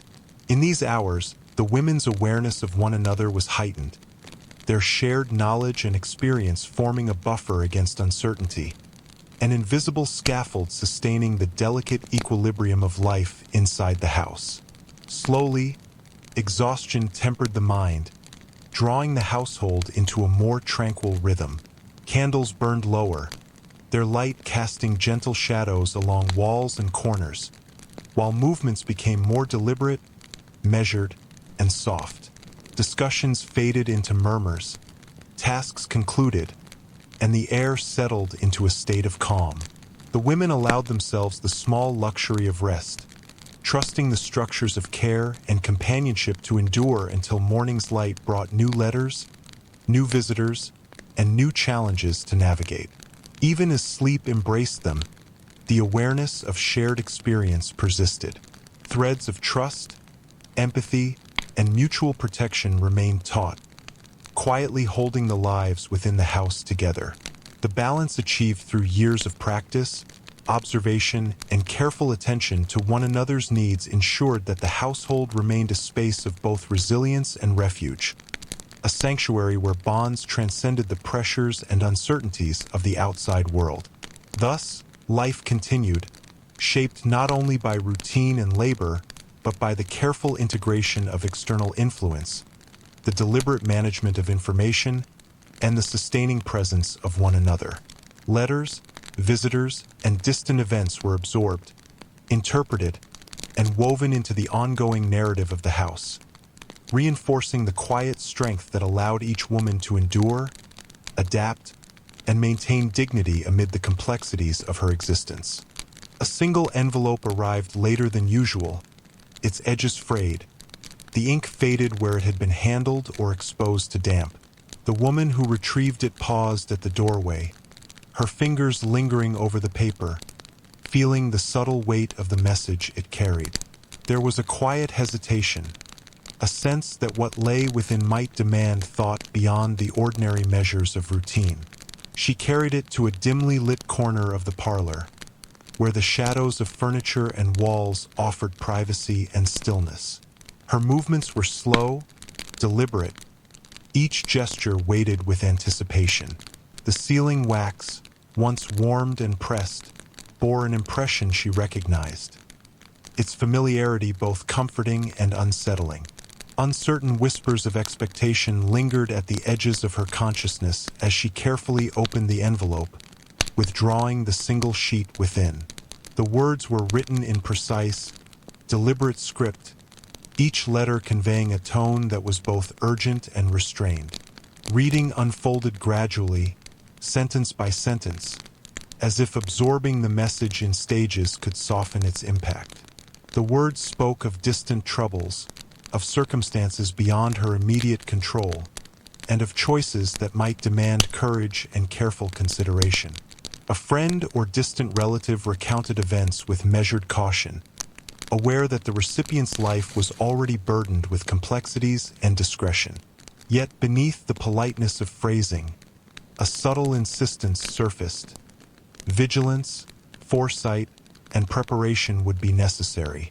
The woman folded the letter with care, holding it close for a moment before setting it upon the table. Her eyes lingered on the pale surface, and a quiet frown settled across her brow. Thoughts drifted, weaving through memory and imagination. What implications could this message bear? How might it touch the delicate fabric of life within the house? Questions multiplied, yet there was no hurry to seek answers, no impulse to act hastily.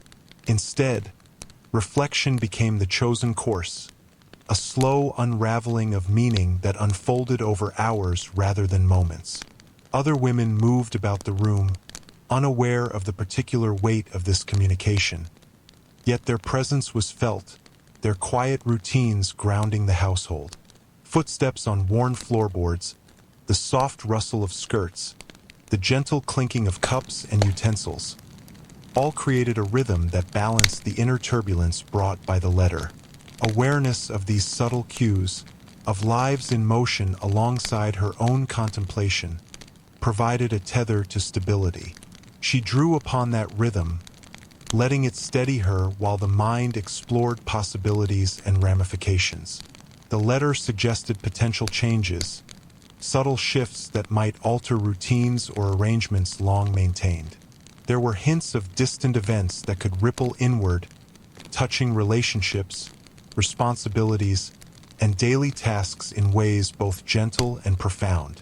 The woman considered each possibility with care, imagining outcomes with measured patience. In doing so, she balanced imagination with restraint, acknowledging the tension between foresight and speculation, between concern and acceptance. As daylight waned, shadows deepened across the room. Candlelight flickered over the page as she returned to it repeatedly, each reading offering slightly different nuances. Words seemed to breathe, revealing layers that were not immediately apparent. Sentences she had noted before now suggested caution, subtle advice, or perhaps a hidden urgency. Interpretation was as much art as practice, requiring careful attention to tone, context, and the silent knowledge accumulated through years of observation and experience. The household itself responded to this quiet tension in unspoken ways. Tasks proceeded with deliberate slowness, as if aware that the usual cadence of work could not entirely mask the current unease. Women exchanged glances across the room, small signals unnoticed by casual observers, yet fully understood by those attuned to the subtleties of shared life. Coordination of duties, attention to visitors, and management of the household's routines continued, yet an undercurrent of heightened awareness flowed beneath each action, lending a new gravity to otherwise ordinary tasks. In private moments, she contemplated what steps might be necessary. Should the letter's warning be shared? Should caution be increased? Or perhaps arrangements altered subtly to prepare for an unknown eventuality? She weighed each option with careful deliberation, mindful of both the practical and emotional consequences. Every decision resonated beyond the immediate, influencing the rhythm of the house, the sense of security, and the trust among those who lived within its walls. Even as thought unfolded, memories intertwined with anticipation. She recalled past occasions when news had arrived with similar portent, moments when routine had been disrupted, yet balance restored through careful navigation. Lessons from these experiences guided reflection, providing a framework for judgment and action. The weight of history, of choices previously made, lent perspective to present concerns, and the familiar contours of domestic life offered reassurance amidst uncertainty. Night deepened, drawing quiet over the house. The letter rested beside her, a tangible reminder of external pressures and internal responsibility. She moved among the rooms with measured care, performing tasks with habitual precision, yet every gesture was imbued with the knowledge of what might come. Meals were prepared, spaces tidied, and small comforts offered to those around her, each act reinforcing cohesion, trust, and stability. Through attentiveness to daily life, the tension of the message was integrated into the ongoing rhythm of existence, mitigated by the deliberate steadiness of action. Sleep approached gradually, tempered by contemplation. Candle flames dwindled to soft glow, shadows lengthened, and the household settled into subdued quiet. Even in rest, awareness lingered, a delicate vigilance intertwined with exhaustion and relief. Dreams carried echoes of the letter, weaving its implications into memory and imagination, yet always tempered by the enduring rhythm of the home, by the presence of companions whose lives were intertwined in shared purpose and mutual care.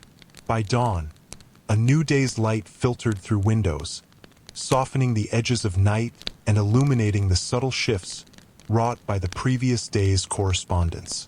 Plans were made quietly, routines adjusted with discretion, and attention to one another remained central.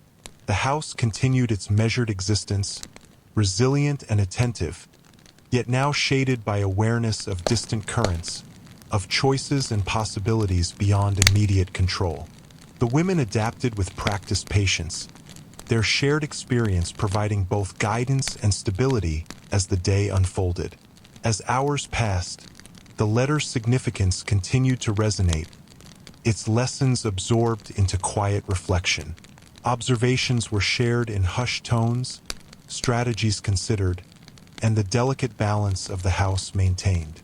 Awareness of the external world, once peripheral, had become a subtle yet persistent presence, shaping thought, action, and the careful choreography of daily life.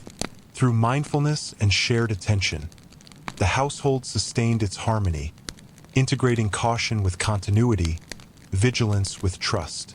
The day's work progressed with the familiar rhythms of routine: preparation of meals, tending of garments, care for visitors, and maintenance of the domestic spaces that framed life. Yet beneath these motions, a quiet contemplation persisted, a mindfulness attuned to both present needs and the potential shifts suggested by the letter.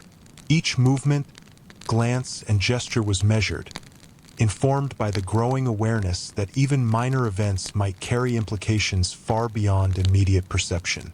Evening returned, bringing both respite and reflection. Shadows lengthened once more, candles were lit, and moments of quiet intimacy unfolded among the women. Words were exchanged with discretion, gestures of reassurance offered, and the collective consciousness of the household adjusted to integrate the new knowledge. In this gentle reconciliation of inner concern with outer order, the house demonstrated its enduring capacity to sustain, to protect, and to adapt. Sleep approached with the familiar cadence of slow decline, yet its arrival was accompanied by a heightened attentiveness. Awareness of one another remained, delicate threads of vigilance interwoven with trust and empathy. The household rested as a single organism, each member attuned to both the quiet necessities of life and the subtle currents introduced by distant events. In this balance of contemplation, routine, and communal care, stability endured. Thus, the day concluded, marked by reflection, adjustment, and the careful management of circumstance. The letter's presence, its implications quietly absorbed, had shifted perception, altered awareness, and reinforced the subtle interdependence of the household. Life continued, measured and deliberate, guided by experience, mutual attentiveness, and the enduring rhythm of shared existence, preparing the women for challenges yet to come while preserving the quiet sanctuary of their world. A subtle change settled over the house, almost imperceptible at first. The woman who had received the letter moved with the same deliberate care as before, yet now a quiet tension clung to her gestures, a slight hesitation in the way she arranged objects or attended to tasks. Other women, attuned to each nuance of one another's comportment, began to notice the delicate shifts. A glance held a fraction longer, a movement was repeated with extra care, a pause lingered where none had existed before. The household had always operated as a careful symphony of routines, yet now the rhythm carried an undercurrent, faint yet undeniable, of apprehension. Tasks continued as expected. Laundry was folded with precision, floors swept until polished, meals prepared with care. But each action seemed subtly altered by the invisible weight that now permeated the rooms. The women exchanged looks that carried unspoken acknowledgement. There was concern, yes, but also the instinctive drive to maintain order, to preserve the sanctuary that had long sheltered them. Even the youngest of the house, usually preoccupied with simple tasks, seemed to move with greater deliberation, sensing without fully understanding that the balance of their shared life had shifted. Morning light, filtering softly through the curtained windows, revealed details that had previously gone unnoticed. Dust motes drifted lazily in the sunbeams, catching upon threads of cobweb, glinting like tiny stars suspended in the quiet. Furniture bore subtle signs of wear, polished surfaces gleaming in contrast to rough edges, the textures of the room themselves speaking of care, attention, and longevity. Within this delicate landscape, small alterations, an object slightly displaced, a corner tidied with unusual attention, a tool replaced more cautiously, signaled the unseen influence of thought, of vigilance, of internalized concern made manifest. Conversations, though minimal, began to reflect the heightened awareness. Words were measured, spoken softly, with care for tone and implication. Topics shifted away from frivolity, or were spoken with a certain circumspection, acknowledging without explicit reference the weight of circumstances beyond the walls of the house. The women spoke in small, careful increments, their speech punctuated by pauses and glances, as if testing the rhythm of understanding and agreement among them. Each utterance was part of a quiet negotiation, a balance between disclosure and discretion, between guidance and autonomy. In private moments, the woman who had first received the letter revisited its contents, turning the words over slowly in her mind. She considered each phrase, each nuance, with deliberate attention, imagining potential outcomes with cautious imagination. Her thoughts radiated outward, influencing her demeanor, shaping choices, and subtly guiding the actions of those around her. Decisions that had once been straightforward now carried layers of consideration. Who might be affected, how routines could be preserved, and which small adjustments could safeguard both security and harmony. As days passed, the household itself seemed to adapt, its rhythm adjusting in response to the silent signals emanating from one central consciousness. The women coordinated with greater attentiveness, anticipating needs before they were voiced, responding to moods with gentle understanding. A task that once might have been performed with routine precision was now executed with an additional layer of mindfulness, an unspoken recognition that the stability of the household depended upon both the material completion of duties and the emotional balance of those performing them. Visitors, when they came, sensed the subtle shift without immediate comprehension.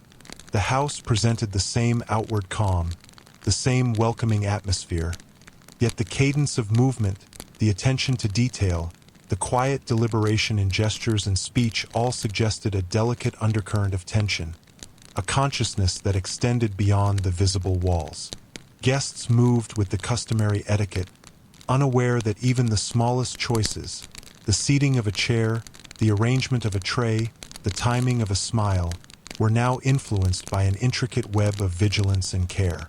Meals were prepared with continued skill and precision, yet the timing of service and the order of presentation were now subtly attuned to circumstance. Candles were lit with an eye toward the shifting angles of light and shadow, shadows that could reveal or obscure, comfort or caution. The air itself seemed heavier with consideration, carrying scents of polished wood, baking bread, and faint traces of perfume interwoven with the faintest hints of anxiety, all blending into a texture of domestic life rendered both familiar and delicate. In quiet intervals between tasks, the women observed one another, noticing the minutiae of posture, the subtle inflections in movement, and the small, almost imperceptible adjustments that signaled thoughtfulness, caution, or concern. Each observation was absorbed into an internal map of the household's emotional geography, allowing anticipation of needs, understanding of moods, and guidance of action without explicit conversation. The shared knowledge and sensitivity became a quiet force, strengthening cohesion even as it acknowledged the presence of uncertainty. The woman at the center of these ripples continued her slow, deliberate routine. She moved through rooms with careful mindfulness, adjusting, noticing, and responding. Her presence was a stabilizing force, yet it carried with it the weight of reflection, the subtle insistence that life be conducted with both awareness and gentle foresight. Every object she touched, every corner she arranged, every glance she cast was imbued with intention, and those around her absorbed these cues, allowing the rhythm of concern to integrate into their shared existence. As night approached, shadows lengthened and softened, blending with the gentle flicker of candlelight. The house settled into a quiet, measured stillness, Yet the consciousness of vigilance persisted. Movements became slower, breaths deeper, and the sense of continuity reinforced itself through shared attention. Even in repose, the women were attuned to one another, aware of the weight of responsibility, of the care needed to maintain the delicate equilibrium established through days of careful observation and measured action. Sleep came gradually, a gentle descent marked by the continuity of habit and the reassurance of shared presence. Dreams carried echoes of small concerns, of imagined scenarios, yet were tempered by the enduring rhythm of the house, by the steadiness of hands and minds accustomed to both challenge and care. In slumber, awareness persisted subtly, interwoven with rest, each heartbeat, each breath, each soft motion contributing to the maintenance of balance. Morning returned without fanfare, light spreading through the rooms with the soft glow of persistence. The household resumed its measured activities, yet nothing now was hurried or neglected. Each gesture, each task, each step was performed with deliberate attention, a quiet homage to both the continuity of life and the lessons gleaned from unseen messages and internal vigilance. Awareness of one another remained, gentle yet profound, threading through every moment with the quiet insistence of care. Weeks passed with the same rhythm, each day blending into the next, marked not by dramatic upheavals but by the steady, patient accumulation of awareness, trust, and attentiveness. Visitors came and went, routine tasks were accomplished, and the women moved through their lives with the careful orchestration of bodies and minds attuned to subtle signals, unspoken needs, and the enduring rhythm of shared existence. The letter, once a source of tension and reflection, had become a quiet guide, its presence folded into the patterns of life. Its lessons, absorbed through repeated contemplation, had reshaped awareness and action without overt disruption, integrating caution with continuity, concern with stability. In the soft unfolding of days, the household preserved its balance, resilience, and mutual care. By the close of this long period, the women had internalized the lessons of vigilance and reflection. Movements, gestures, and routines bore the subtle mark of attentive thought, yet all remained gentle, unhurried, and harmonious. The household, though touched by the awareness of distant circumstances, continued in the rhythm of life, measured, deliberate, and quietly enduring. Evening light waned, shadows softened, and the house rested in the quiet glow of completion and continuity. The women moved among the rooms with practiced care, each gesture part of a shared understanding that had grown stronger through attentive presence. There was no sudden resolution, no dramatic revelation, yet the equilibrium was profound in its simplicity.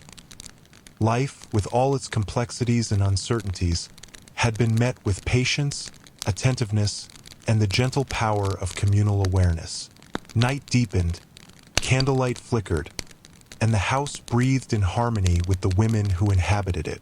Sleep descended with unhurried grace, dreams carrying the echoes of reflection, vigilance, and the quiet satisfaction of a household sustained by care, experience, and mutual attentiveness. And in this enduring calm, the story of their lives, the small, intimate world shaped by attention, subtlety, and perseverance, found its gentle conclusion, leaving behind the lasting impression of continuity, resilience, and quiet serenity.